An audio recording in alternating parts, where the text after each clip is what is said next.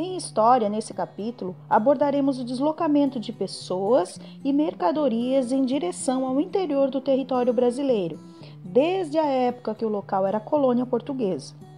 Desbravadores foram do litoral para o interior do Brasil, povoando e definindo os contornos geográficos desse território, em uma época em que somente as partes litorâneas eram ocupadas.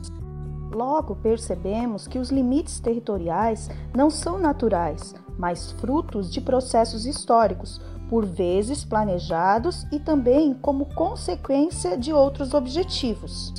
Algumas expedições, como bandeiras, entradas e monções, deram início à exploração dos territórios no interior brasileiro e foram fortemente influenciados pelo contexto econômico e político da época.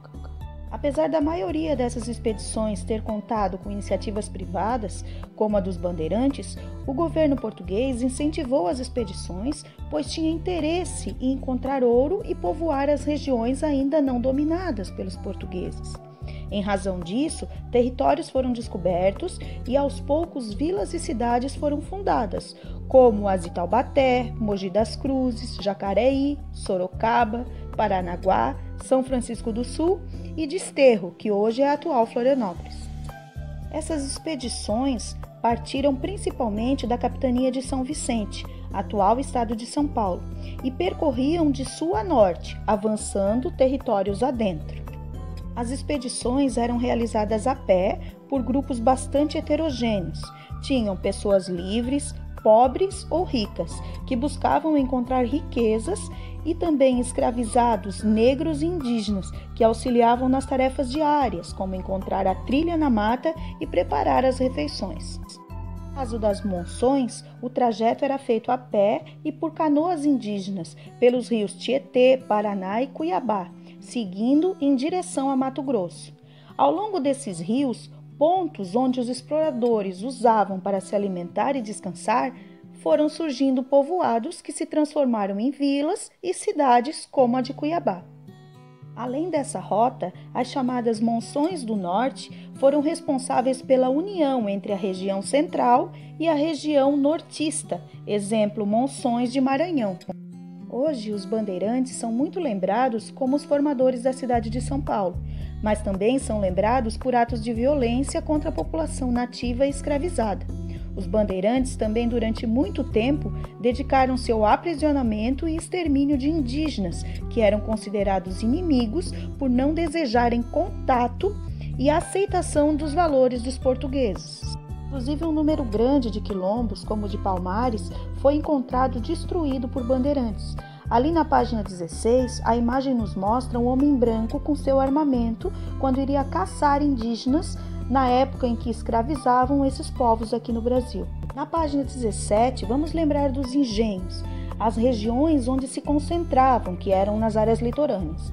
Então, vamos perceber no mapa que essa atividade açucareira era feita no litoral, pois as cidades eram no litoral. Os portugueses não sabiam ao certo o que iam encontrar no interior do Brasil. Naquela época, a criação de gado se relacionava com o processo de expansão territorial, principalmente no norte do território. A região cobiçada pelos holandeses, a criação de gado teve um papel preponderante na ocupação, no povoamento e na consolidação da dominação portuguesa. Já no sul, onde a coroa espanhola disputava os domínios da região do Rio da Prata, essa atividade também atuou como uma força em favor dos portugueses. Então, nessa época, foi o gado o primeiro fator de interiorização brasileira.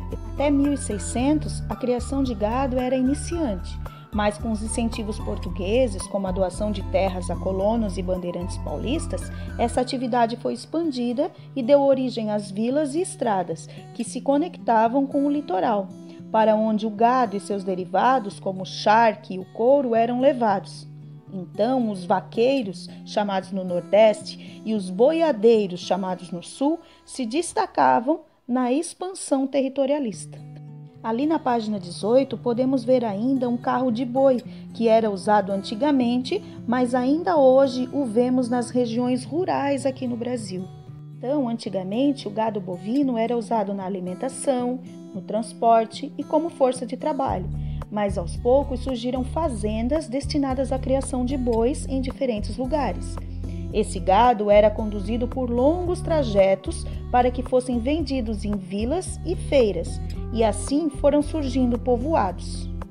Os boiadeiros os levavam utilizando cavalos e suando um instrumento chamado berrante para chamar esses animais. Bom, agora vamos responder as páginas 16, 17, 18 e 19 desse capítulo estudado.